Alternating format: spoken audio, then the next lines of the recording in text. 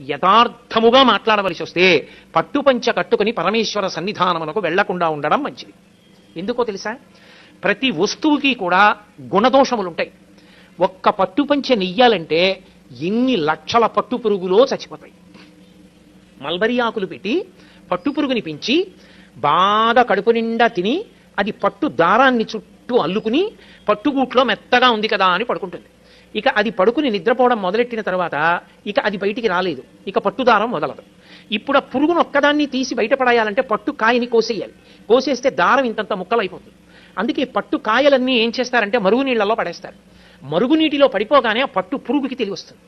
అది బయటికి వెళ్ళిపోవాలని దారాల మధ్యలోంచి పెడుతున్న మరుగునీటికి శరీరం ఉడికిపోతుంటే గిల గిల గిల గిల కొట్టుకుంటుంది. కొట్టుకుని బయటికి వెళ్లే మార్గం లేక తాను అల్లుకున్న గూట్లో తానే చచ్చిపోతుంది. చనిపోయిన తర్వాత పట్టుకాయని తీసుకొచ్చి కండికి పెట్టి తిప్పుతారు. తిప్పి దారాన్ని యువతలకి తీసేసి ఆ